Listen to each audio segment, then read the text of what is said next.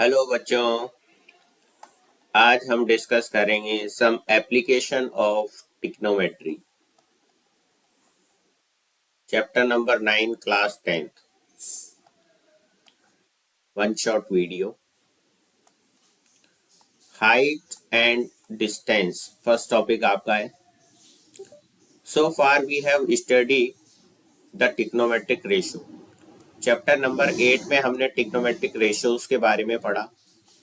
टिक्नोमेट्रिक ratio जो होते हैं आपके 8 टाइप के होते हैं: sine theta, cos theta, tan theta, cot theta, sec theta and cosec theta. ठीक है, तो टिक्नोमेट्रिक रेशियोज के बारे में हमने यहाँ पढ़ा। टिक्नोमेट्रिक ratio is the relationship between angle and length of its sides of a triangle, right? So knowledge of these ratios can be used to calculate the height or length of an object or the distance between two distant objects. अब उससे पहले हम कुछ terms यहाँ पर important terms है उसको हम यहाँ पर डिस्कस कर रहे हैं। जैसे फर्स्ट है आपकी first term line of sight. The line from the our eyes to the object we are viewing is known as line of sight और line of vision. When an object is being viewed, it may be at the eye level. ठीक है, तीन condition इसकी बनी कि एक तो आई level पर ही हो ऑब्जेक्ट, एक अबोव द आई लेवल हो और एक बिलो द आई लेवल हो आपका। तो लाइन ऑफ साइट क्या क्या होगी यहाँ पर हम क्या देख रहे हैं? The line from our eye to object, line from eye to object we are viewing known as line of sight. जैसे यहाँ पर एक देखो, यहाँ पर आपकी आई है और एक ऑब्जेक्ट यहाँ पर पड़ा है, हॉरिजॉन्टल लेवल पर ही ऑब्जेक्ट पड़ा हुआ है जस्ट सामने इसके, तो ये आपकी यहाँ पर क्या होगी? लाइन ऑफ साइट होगी। ठीक है, यहाँ पर ये क्या होगी? आपकी लाइन ऑफ साइट हो गई, ये जो डॉटेड लाइन है। ठीक है, उसको हम क्या बोल देंगे? Horizontal level. तो ये आपकी क्या हो जाएगी? लाइन ऑफ साइट हो जाएगी, राइट? अब सेकंड है अबोव द आई लेवल।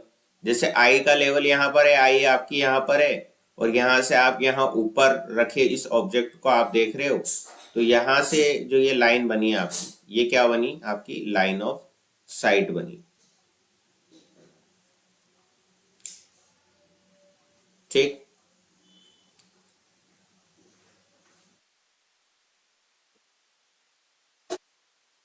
यहाँ पर आपका आई लेवल है, बिलो द आई लेवल की बात कर रहे हैं। यहाँ पर आपकी आई है और आप यहाँ ऑब्जेक्ट आपका यहाँ नीचे रखा हुआ है, तो यहाँ से आप जब यहाँ पर देख रहे हो तो ये आपकी क्या हो जाएगी?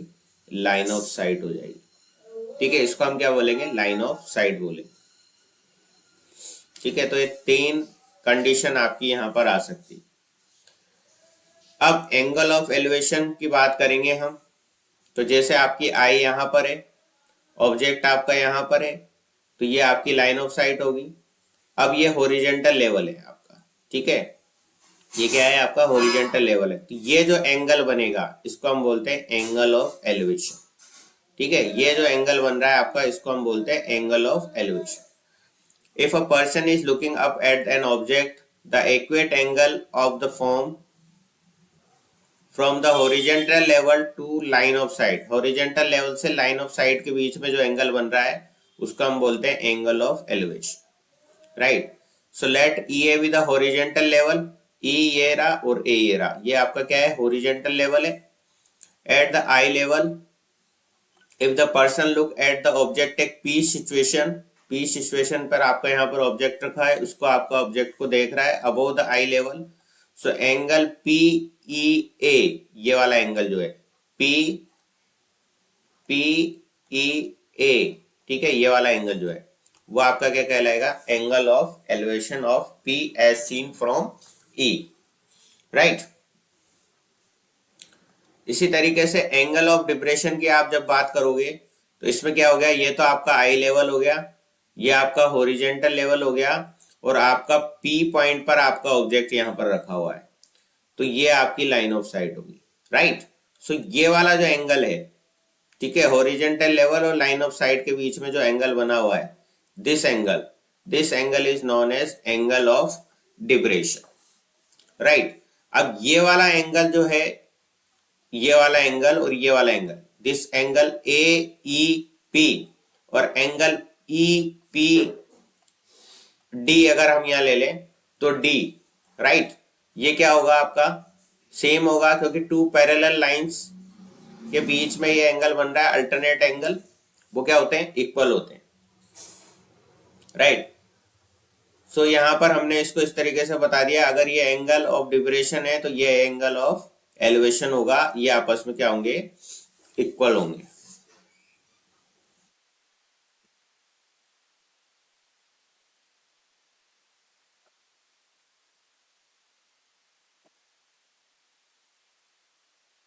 ठीक, यही चीज हमने यहाँ पर मेंशन की हुई है। If a person is looking at drawn at an object, the acute angle measured from the horizontal level and line of sight is called angle of depression. इस एंगल की बात कर रहे हैं, ये लाइन ऑफ साइट हो गई आपकी, ये हॉरिजॉन्टल लेवल हो गया, तो ये वाला एंगल जो बन रहा है आपका एंगल ऑफ डिब्रेशन बन रहा है।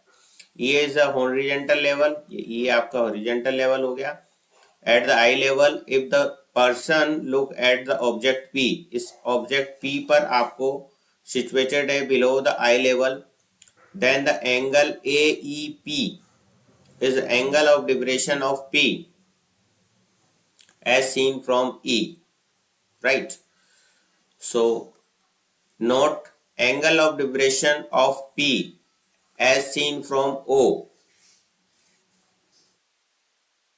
that is equal to angle of elevation of O as seen from P। यानी कि वही चीज हम बोल रहे हैं, ये वाला एंगल जो है इस एंगल के बराबर होगा, that is angle A O P is equal to angle O P E, O P H, ठीक है। क्योंकि हम जानते हैं ये टू पैरेलल लाइन है और ये आपकी ट्रांसवर्सल है, ठीक है, तो ये वाला एंगल इस एंगल के बराबर होता है, वी नो दैट।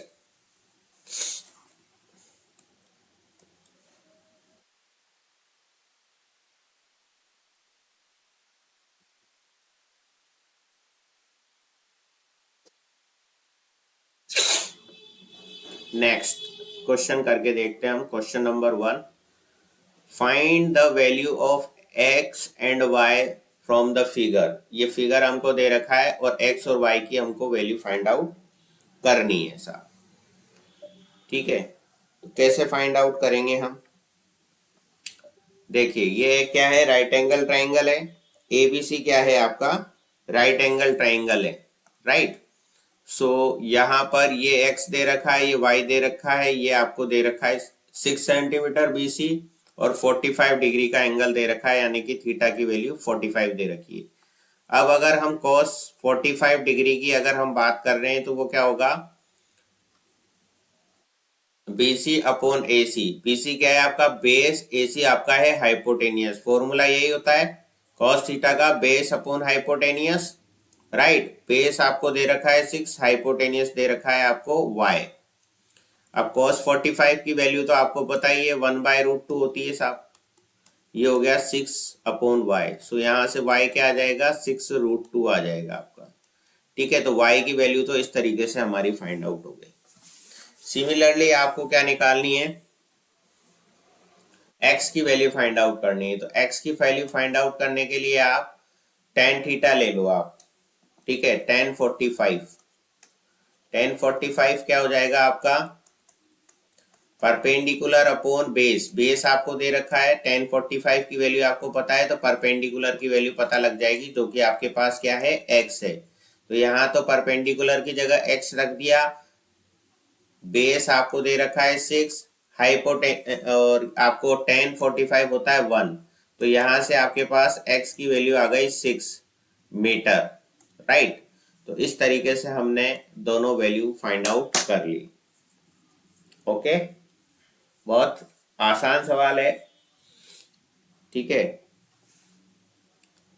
तो हम ये टिक्नोमेट्रिक रेशियोज के फॉर्मूला यूज में लेंगे, जहां पर आपको क्या दिया हुआ रहेगा, दो वैल्यू दी हुई रहेगी। जैसे यहाँ पर एंगल दे रखा है और एक साइड दे रखी है, तो ये वाली साइड y हमने यहाँ पर फाइंड आउट कर ली, जो कि AC है, राइट। और इस दूसरे वाले में हमको AB पूछा है, AB यानी कि x की वैल्यू पूछी है, परपेंडिकुलर है यहाँ पर x, तो x अपने को फाइंड आउट करना है। बेस आपको 6 दे रखा है और tan 45 यानी कि ये एंगल आपको दे रखा है। इससे आप क्या निकाल लोगे, इस ट्रिग्नोमेट्रिक रेशो की एंगल की वैल्यू 1 होती है, आपको पता ही है, तो इससे आपके पास x की वैल्यू आ जाएगी। ठीक है, नेक्स्ट क्वेश्चन हम करते हैं। यहां पर आपको दे रखा है angle of elevation of top of the tower from the certain point is 30 degree if the observer moves 20 meter towards the tower. The angle of elevation of the top of increase by 15 degree, right? Find the height of the tower. NCERT exemplar का question है, बहुत ही अच्छा सवाल और बहुत ही आसान सवाल। सबसे पहले हमको क्या करना है, डायग्राम बनाना है। तो सबसे पहले जो यहाँ आपको बोल रहा है वो आप कर दें, the angle of elevation of the top of the tower from the certain point 30 degree. तो एक पॉइंट ये मान लो यहाँ से ये 30 डिग्री आपको दे रखा है साहब। उसके बाद कह रहा है if the observer move towards 20 metre the tower.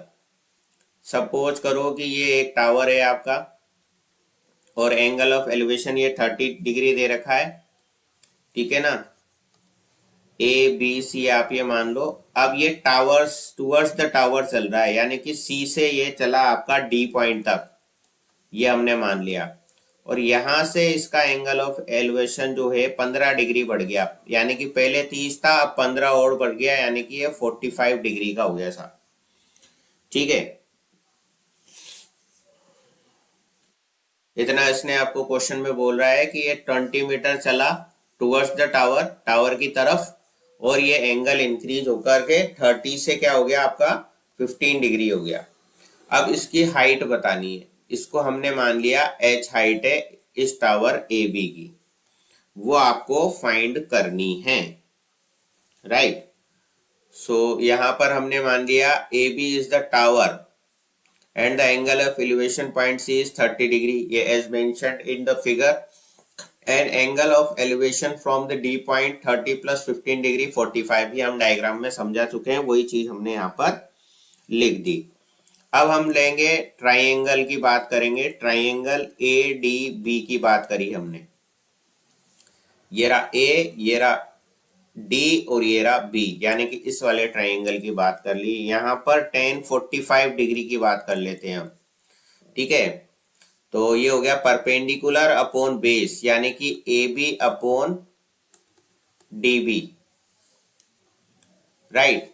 tan 45 degree होता है 1, AB को हमने मान लिया H, और BD भी साहब हमको पता नहीं है, तो BD एज इट इज लिख लो। तो यहाँ H is equal to BD आ गया आपका। एक काम तो ये हो गया, क्योंकि ये 1 है ना, तो इसको इधर हमने मल्टीप्लाई कर दिया। अब दूसरे ट्राइंगल पे आ जाओ, ट्राइंगल ACB, ठीक है। यहां पर आप बात करेंगे tan 30 डिग्री की, क्योंकि यहाँ पर एंगल कितना है 30 है। परपेंडिकुलर आपका H हो गया, AB की जगह H हमने पुट कर ही दिया, और बेस हमारा हो रहा है यहाँ पर BC, ठीक है। तो ये हो गया आपका CD प्लस DB, ये लिख सकते हैं। ये BC पूरा है, ये किस किस में डिवाइडेड है, CD प्लस DB में, BD में डिवाइडेड है, राइट। अब यहां देखो H तो H आ गया, और H BD के बराबर है, तो BD की जगह भी H रख दिया, और CD की वैल्यू यहां मेरे को दे रखी है 20 मीटर, तो इसकी जगह हमने लिख दिया 20, राइट। अब हमारे पास जो है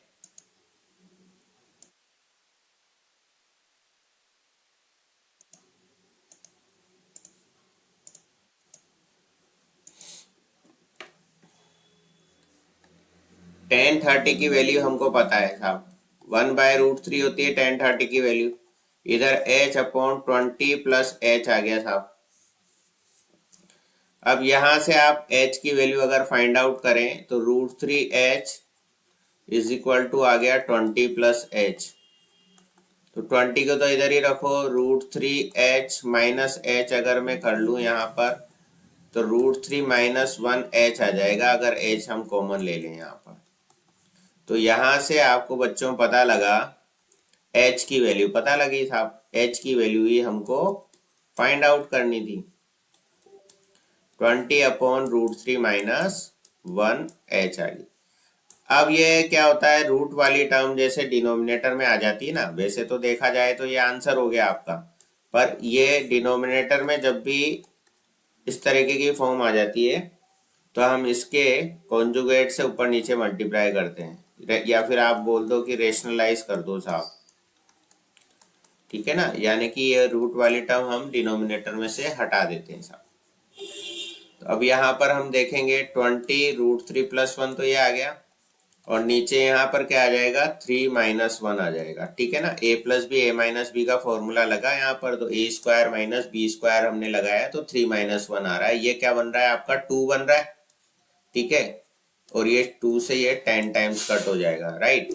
सो फाइनल आंसर आपका क्या आ गया, 10 इंटू √3 प्लस 1 मीटर, ये आपकी हाइट हो गई उस टावर की, राइट। अब चाहें तो आप एज इट इज ऐसे ही छोड़ दें, और अगर आपको क्वेश्चन में √3 की वैल्यू आपको दे रखी है, ठीक है ना, तो आप फिर √3 की वैल्यू यहाँ पर रख सकते हैं, राइट। क्वेश्चन में अगर आपको ये दे रखा है तो फिर आप यहाँ वैल्यू पुट करके फिर उसको यहाँ पर ऐड करोगे 1 के साथ, और फिर 2 से आप 10 से आप मल्टीप्लाई कर दोगे, राइट। और अगर नहीं दिया हुआ तो आप एज इट इज ऐसे भी आप छोड़ सकते हो।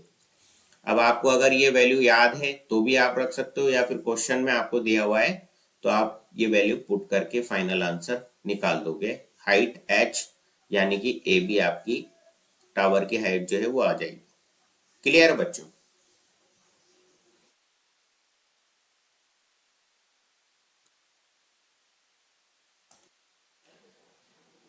नेक्स्ट अगला बहुत ही बेहतरीन सवाल, इंपॉर्टेंट क्वेश्चन, सीबीएसई 2016 में यह क्वेश्चन आया हुआ है। समझें, जो जो क्वेश्चन में आपको यहाँ पर लिखा हुआ है उसके अकॉर्डिंग आप सबसे पहले बनाएंगे डायग्राम, ठीक है ना बच्चों। तो यहाँ आपको लिखा हुआ है vertical tower stand on a horizontal plane. एक ये हॉरिजेंटल प्लेन हो गया, यहाँ पर ये एक वर्टिकल टावर बना हुआ है, ठीक है, यहाँ तक मान लो आप, ये एक्स मान लिया आपने, is surmounted by flag staff of height 5 metre. ये ऊपर 5 मीटर का आपका एक यहाँ पर फ्लैग आपने लगा रखा है। From a point on the ground the angle of elevation of top and bottom of the flag staff of 60 degree and 30 degree. Top से और ये फ्लैग स्टाफ के बॉटम से, ये वाला तो हो गया 60 डिग्री और ये वाला हो गया 30 डिग्री, ये क्वेश्चन में दिया हुआ है, ठीक है ना। From the point on the ground the angle of elevation from the top, top से तो क्या है 60 डिग्री है, और बॉटम से क्या है आपका 30 डिग्री। तो ये टॉप है, यहाँ से 60 डिग्री बनाया, ठीक है, और ये बॉटम है, यहाँ से 30 डिग्री बनाया। अब यहाँ पर क्या पूछा है, find the height of the tower, यानी कि इसको हमने एक्स मान लिया, ये हाइट ऑफ द टावर है, ठीक है। उसके ऊपर ये बना हुआ है फ्लैग होस्ट। एक तो ये एक्स निकालना है आपको, इस हाइट, इसकी हाइट बतानी,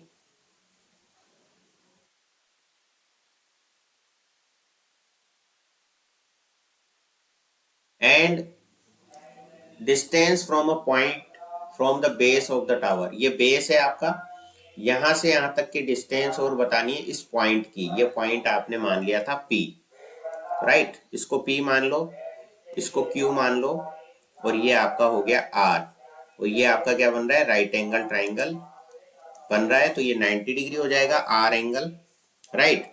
तो इस तरीके से आपका सबसे पहले आपको बताना है एक डायग्राम जो कि बनेगा right angle triangle.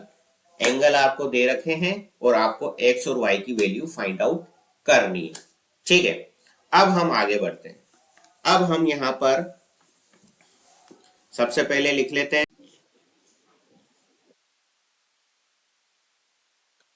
Late height of the tower T R be X metre,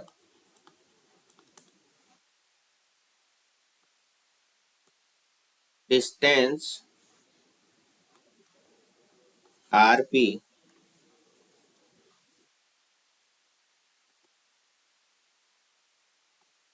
of a point P from the base of tower B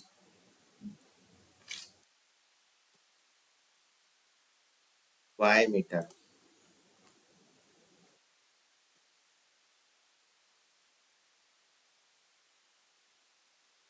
and height of the flag staff QT B 5 metre. ठीक है, जो जो हमने diagram में बनाया है वो चीज हमने यहाँ पर लिख ली कि late height of the tower T are जो है वो एक्स मीटर है, डिस्टेंस आर पी जो है वो वाई मीटर है from the base of tower, and height of the flag staff जो है वो आपकी 5 मीटर है। ठीक है, तो जैसा कि क्वेश्चन में दिया हुआ है उस क्वेश्चन को बिल्कुल एक एक वर्ड आपको ध्यान से पढ़ना है और आपको डायग्राम ड्रॉ करना है, और जो डायग्राम में आपने ड्रॉ करा है वही चीज हम यहाँ पर आप लिखोगे। ठीक है, तरीके से बोर्ड एग्जाम में पूरा एक एक चीज आपको अच्छे से लिखनी पड़ेगी। राइट,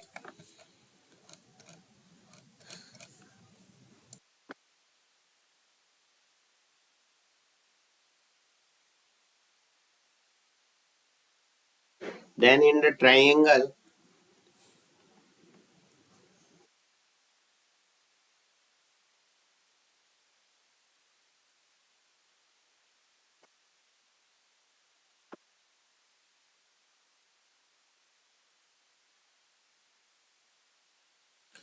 टी आर पी, देखिए इस फिगर में टी आर पी, यहाँ पर ये एंगल कितना है आपका 30 डिग्री है, तो टेन 30 डिग्री हो गया आपका।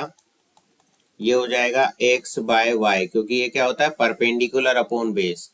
ठीक है, परपेंडिकुलर टी आर है उसकी वैल्यू अपन ने क्या मानी है एक्स मानी है, और बेस यहाँ पर आर पी है वो हमने क्या कंसिडर करा है वाई कंसिडर करा है।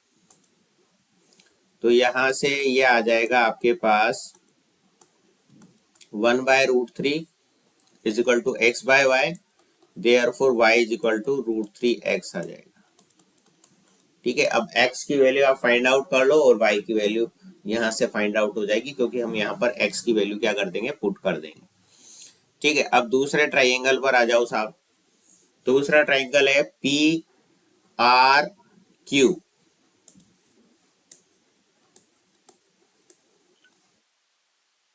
ये है आपके पास 1060 degree, perpendicular upon base. Perpendicular यहाँ क्या हो गया 5 + x तो हो गया परपेंडिकुलर, बेस आपका यहाँ पर क्या है एज इट इज y है। ठीक है, और ये आपका क्या होता है 1060 √3 होता है 5 + x/y, ये आ जाएगा। ठीक है, अब यहां पर हम y की वैल्यू पुट कर दें इक्वेशन 1 से, वो क्या थी आपकी √3x थी, इसको इधर मल्टीप्लाई करो तो ये क्या हो जाएगा 3x हो जाएगा और ये 5x हो जाएगा, तो 2x इज इक्वल टू 5 हो गया, x की वैल्यू क्या हो गई 2.5 मीटर हो गई साहब। अब y is equal to √3x है फ्रॉम इक्वेशन 1। ठीक है ना, तो इससे आपकी y की वैल्यू पता लग जाएगी आपको। y क्या हो जाएगा, √3 होती है 1.732 और x है आपके पास 2.5। ठीक है, तो ये हो गया आपका 4.33 मीटर। ठीक है, इस तरीके से हमने x और y की वैल्यू फाइंड आउट कर ली। So the height of the tower is 2.5 meter and the distance of the observation point from the base of the tower, that is 4.33 meter. Is it clear? Video को pause करके इसको note कर लीजिए। Now we will discuss question 4.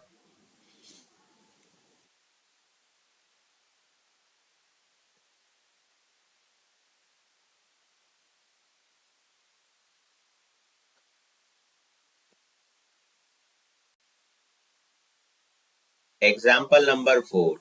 The angle of elevation of the top of the tower 30 meter height from the foot of the another tower is same plane is 60 degree.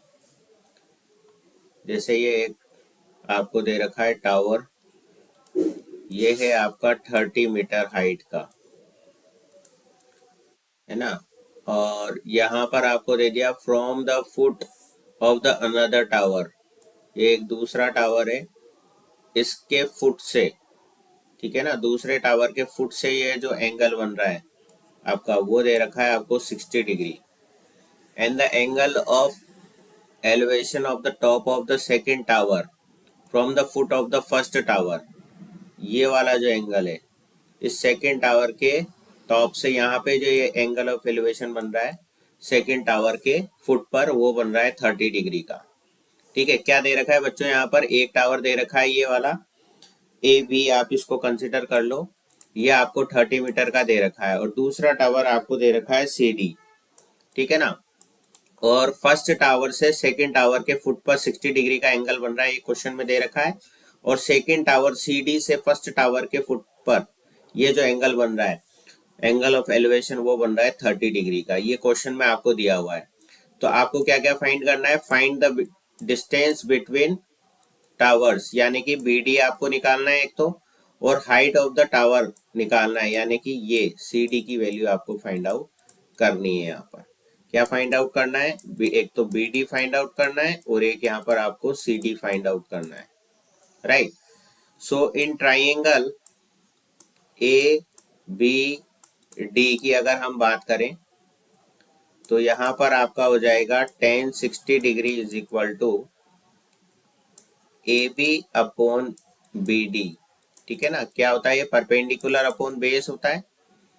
ठीक है, ये हो गया आपका √3, एट बी आपको दे रखा है 30, और ये हो गया बी डी। तो B D is equal to क्या हो गया आपके पास 30/√3। अब √3 से आप न्यूमरेटर और डिनोमिनेटर में मल्टीप्लाई कर दो, तो ये हो गया 30/3 इंटू √3, इससे ये 10 टाइम्स कट जाएगा, तो यहाँ पर क्या आ जाएगा 10√3 आपका आ जाएगा बी डी। ठीक है,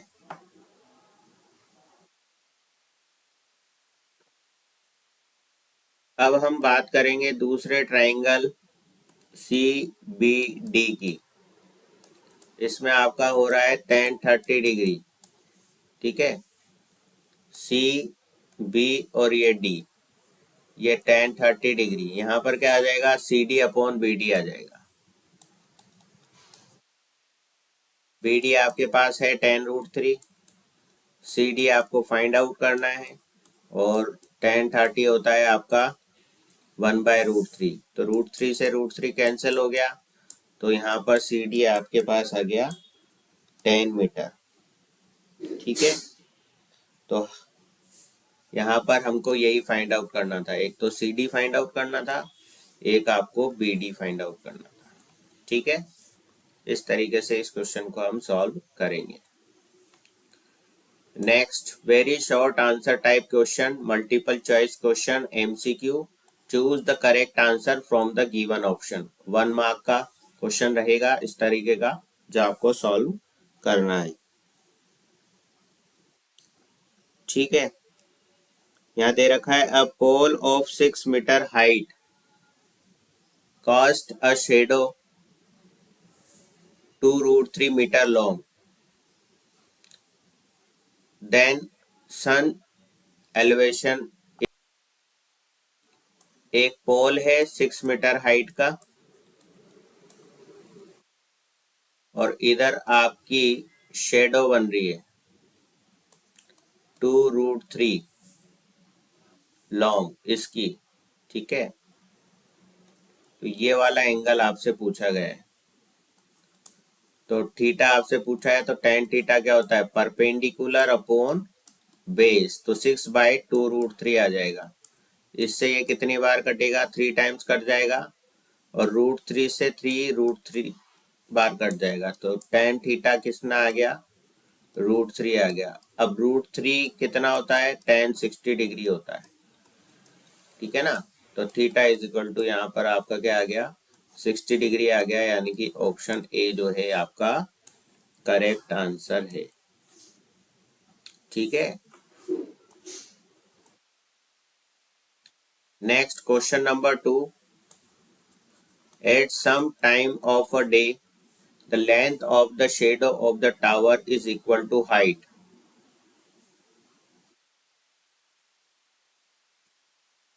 ये हाइट और ये लेंथ ये सेम हो जाती है आपकी। ठीक है, तो ये एंगल आपको बताना है, सपोज ये थीटा है। क्या बोल रहा है यहाँ, at the some time of the day length of the shadow is equal to tower, मतलब अगर ये ए है तो ये भी ए ही हो जाएगी, तो ए बाय ए आ जाएगा यहाँ पर, परपेंडिकुलर अपॉन बेस। तो tan theta is equal to 1 आ गया और 1 होता है आपका टेन 45 डिग्री। तो यहाँ से थीटा की वैल्यू क्या आ जाएगी, 45 डिग्री हो जाएगी। देखो हमने क्या माना, इसकी हाइट जो है हमने टावर की ए मान ली और उसकी शेडो भी उसकी हाइट के इक्वल हो जा रही है। ठीक है ना, ये क्वेश्चन में आपको बोला हुआ है, तो मैंने दोनों को एक एक कंसीडर कर लिया। ठीक है, तो हम टेन थीटा निकालते हैं परपेंडिकुलर अपॉन बेस, तो ए से ए कैंसिल होने के बाद 1 मिला और 1 क्या होता है, टेन 45 डिग्री होता है। इससे आपको पता लगा थीटा की वैल्यू क्या है, 45 डिग्री, यानी कि option D is correct. Okay, now question number 3। The angle of deviation of a car standing on the road from the top of the height of the tower is 30 degree. एक ये car है आपकी यहाँ पर। ठीक है, अब यहाँ क्या बोला है, angle of depression of the car standing on the ground from the top of the 75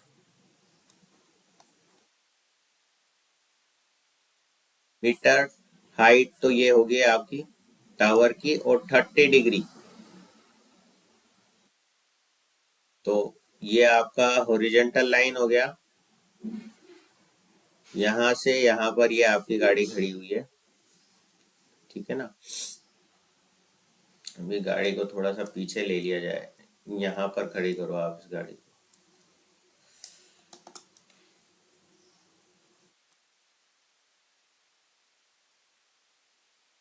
ठीक है, ये वाला एंगल आपको पता है, ये एंगल ऑफ डिब्रेशन 30 डिग्री है, तो ये वाला एंगल भी क्या होगा, 30 डिग्री होगा। ठीक है ना, क्योंकि ये वाली लाइन जो है आपकी और ये वाली लाइन जो है ओरिजेंटल लाइन पैरेलल है, और इसको अगर आप ट्रांसवर्सल मान रहे हो तो ये एंगल जो होता है इस एंगल के इक्वल होता है, वी नो दैट, राइट। अब इस वाले ट्राइंगल में हम लगा देंगे। अब यहाँ क्या हो रहा है, car from the base of the tower, distance आपको फाइंड आउट करनी है, यानी कि ये फाइंड आउट करनी है। ए बी सी ट्राइंगल आप मान लो और बी सी आपको फाइंड आउट करना है यहाँ पर। तो टेन 30 डिग्री अगर हम बात करें इस ट्राइंगल ए बी सी में, तो ये हो गया 75 अपॉन बी सी। सो ये हो गया B C is equal to 75 upon tan 30 degree, और टेन 30 डिग्री होता है आपका 1/√3, यानी कि 75√3 आपका फाइनल आंसर आ जाएगा। Option C is correct.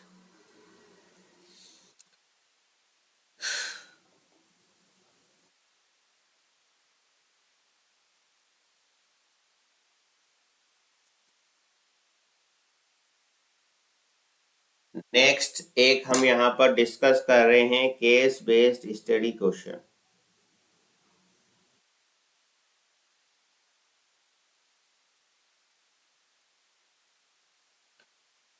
Application of trigonometry, height of tree and tower. Mr. Suresh is an electrician. He received a call regarding a fault on a pole from three different colonies ABC.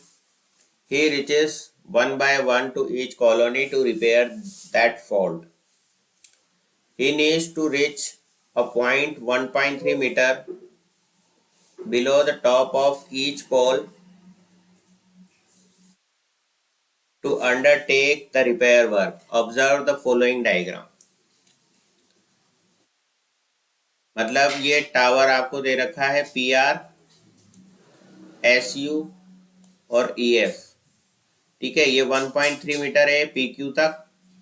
ठीक है, यहाँ पर Q point पर आपको fault सही करना है, यहाँ पर T पॉइंट पर करना है, और यहाँ पर H पॉइंट पर आपको फॉल्ट सही करना है। यानी कि यहाँ इन्होंने बोल दिया ना, he need to reach 1.3 metre below the top of each fault pole to undertake to repair work. यानी कि Q पर रिपेयरिंग करनी है, T पर करनी है और H पर करनी है। तो ये जो पोल है उससे 1.3 मीटर नीचे, यहाँ से 1.3 मीटर नीचे, यहाँ से 1.3 मीटर नीचे। ठीक है, तो ये आपको डिस्टेंस दे रखी है 1.3 मीटर यहाँ से यहाँ तक, ये क्वेश्चन में आपको दे रखा है। ठीक है, अब हम इस क्वेश्चन को थोड़ा सा और समझते हैं, आगे क्वेश्चन में क्या क्या आपने से पूछा है वो हम थोड़ा सा देख लेते हैं। जैसे क्वेश्चन नंबर 1 यहाँ बोला है रेफर टू डायग्राम ए। ये ए वाले डायग्राम को हमको कंसिडर करना है यहाँ पर। ठीक है, what should be the length of the ladder DQ। ये DQ की लेंथ आपको बतानी है। That enable him to reach the required position if the height of the pole is 4 metre. यहां से लेकर यहां तक हाइट ऑफ द पोल आपको 4 मीटर आपको क्वेश्चन में दे रखा है। ठीक है, और DQ आपको फाइंड आउट करना है। तो अब 4 में से आप 1.3 सब्सट्रैक्ट करके ये वाली QR निकाल लो। सबसे पहले QR आ गया आपका 4 माइनस 1.3। ठीक है, ये आ जाएगा आपके पास 2.7 मीटर। तो ये हो गया था। ठीक है, अब हम इसको थोड़ा सा सॉल्व करने का प्रयास करें। tan 60 डिग्री लिखें आप इन ट्राइंगल QDR में। tan 60 हो जाएगा आपका परपेंडिकुलर, तो हो गया यहाँ पर आपका 2.7, और DR आपको पता नहीं है यहाँ पर। ठीक है ना, तो हम tan थीटा लेने की बजाय हम यहाँ पर लेते हैं sin थीटा, क्योंकि अपने को क्या निकालना है, हाइपोटेनियस निकालना है, DQ निकालना है ना हमको यहाँ पर। तो sin 60 डिग्री आप ले लो साहब यहाँ। तो ये होता है परपेंडिकुलर अपॉन हाइपोटेनियस DQ। ठीक है, अब इससे डायरेक्ट निकल जाएगा ना, क्योंकि यहाँ पर अगर tan थीटा लेते हैं तो यहाँ पर आपको जो है DR की वैल्यू भी पता नहीं। ठीक है, और हमको तो निकालना DQ है, इसलिए हमने साइन थीटा का फॉर्मूला यूज में लिया। साइन थीटा होता है परपेंडिकुलर अपॉन हाइपोटेनियस, तो यहाँ से आपका DQ डायरेक्टली आ जाएगा। ये होता है आपका √3/2 साइन 60 डिग्री। ये 2.7 हो गया, और ये हो गया आपका DQ। तो DQ इज इक्वल टू हो गया 2 इंटू 2.7 अपॉन √3। ठीक है, इस पॉइंट को हटा दें अगर हम, तो 10 से डिवाइड कर देंगे, और न्यूमरेटर में भी √3 से मल्टीप्लाई करा, डिनोमिनेटर में भी हमने √3 से मल्टीप्लाई करा। ठीक है, तो ये आ गया 2 × 27 × √3 डिवाइड बाय 3 × 10, क्योंकि √3 × √3 क्या हो जाता है आपका 3 हो जाता है। 3 से 27 9 टाइम्स कट हो गया, 2 से 10 5 टाइम्स कट हो गया, तो ये आ गया आपके पास 9√3/5 that is equal to DQ।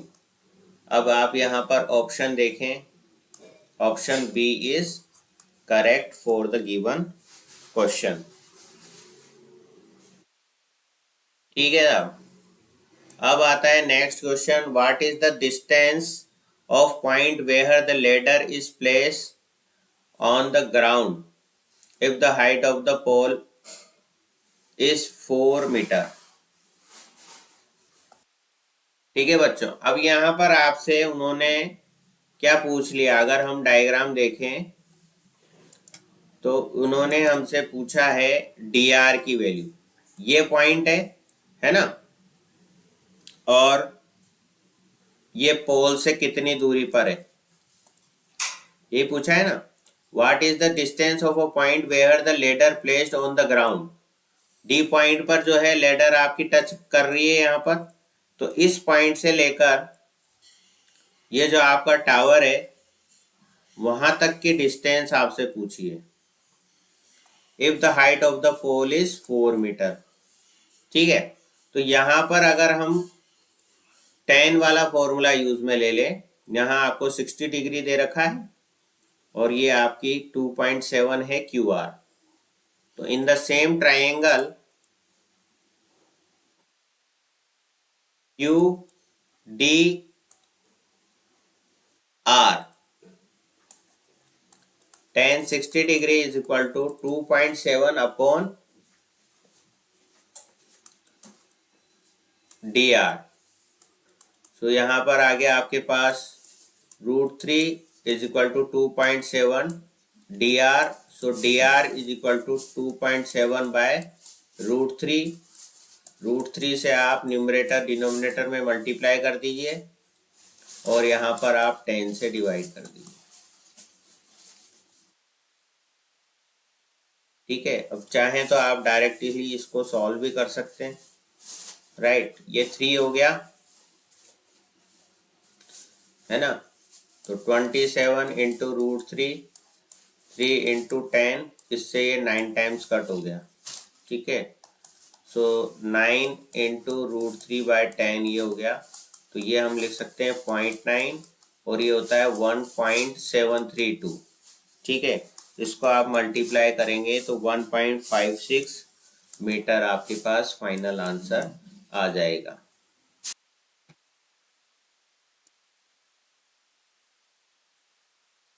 Now next question,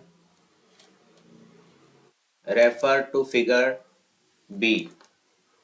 Given that the length of ladder is 4√2 meter, then what is the height of the pole?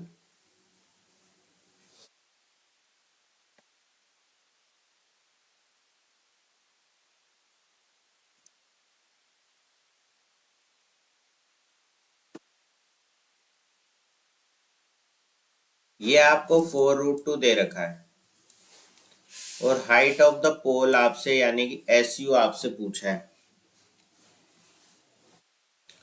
ठीक है, तो सबसे पहले हमको TU फाइंड आउट करना पड़ेगा।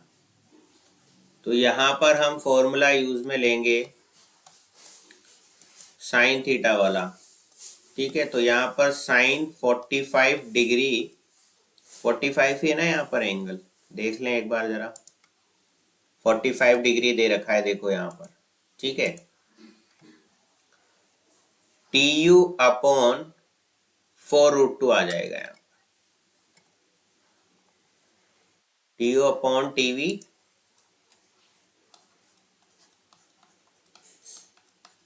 सो TU अपॉन 4√2 ये होता है 1/√2।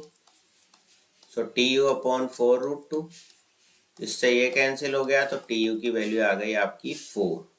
ठीक है, अब मेरे को तो क्या निकालनी है, हाइट ऑफ द पोल निकालनी है। ठीक है, तो वो क्या हो जाएगा, 4 + 1.3, ये आ जाएगा आपके पास 5.3 metre. Option D is correct. ठीक है, क्योंकि यहां पर आपकी क्या निकली है, टी यू की वैल्यू निकली है, और अपने को तो क्या निकालना है, एस यू निकालना है। तो एस यू में ये 1.3 और हम ऐड कर देंगे, तो इस पोल की पूरी हाइट क्या निकल जाएगी, एस यू फाइंड आउट हो जाएगी, जो कि क्या होगी, 5.3 मीटर। ओके, बिकॉज यहाँ पर आपसे टी यू नहीं पूछा है, आपसे हाइट ऑफ द पोल पूछा है। तो टी यू फाइंड आउट करो पहले तो, और फिर उसमें 1.3 आपको ऐड करना पड़ेगा। ठीक है, next question, the distance of the point where the ladder lie on the ground. ठीक है, अब आपसे यहाँ पर क्या पूछा गया है, यहाँ पर आपसे पूछा गया है वी यू, ये वाली चीज भी आपसे पूछी गई है यहाँ पर। ठीक है,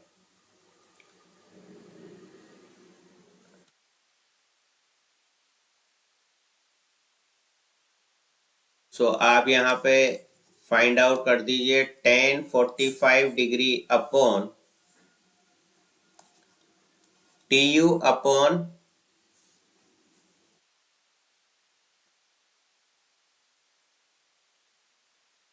we you.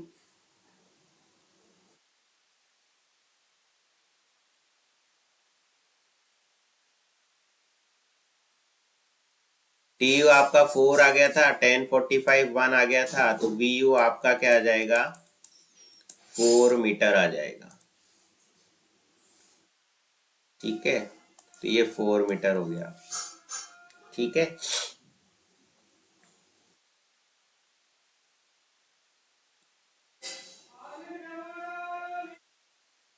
Next question, question number 5, refer to diagram number 3। The angle of elevation of reaching point of the ladder at the point, that is height, if the height of the pole is 8.3 and the distance GF is 7√3।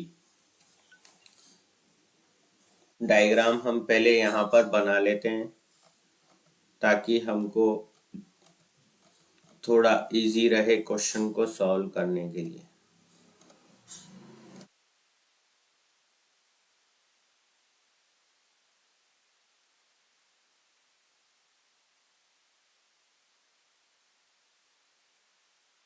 ठीक है, सो ये हमारा diagram है। यहाँ पर आपको क्या दे रखा है, 8.3 मीटर तो ये हाइट दे रखी है।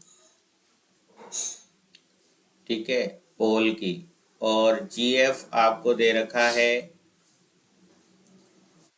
ये यहाँ से यहाँ तक आपको दे रखा है 7√3। तो यहाँ से यहाँ तक की हाइट अगर हम निकाल रहे हैं, 8.3 में से आप 1.3 आप हटा दो, तो ये आपका आ रहा है 7। ठीक है, अब tan थीटा आपको यहाँ पर दे रखा है HF अपॉन GF। HF आपको दे रखा है 7, GF आपको दे रखा है 7√3। 7 से 7 कट गया यहाँ पर, tan theta equal to tan 30 degree आ जाएगा, क्योंकि 1/√3 क्या होता है, tan 30 डिग्री होता है। ठीक है, तो थीटा की वैल्यू क्या आ गई यहाँ पर, 30 degree. Option A is correct for the given question. ठीक है बच्चों, तो इस तरीके से इन क्वेश्चंस को आपको सॉल्व करना है। आई होप आपको ये वीडियो समझ में आया होगा, और 1 शॉट वीडियो है, इसके थ्रू आपने पूरे चैप्टर को कवर अप कर लिया।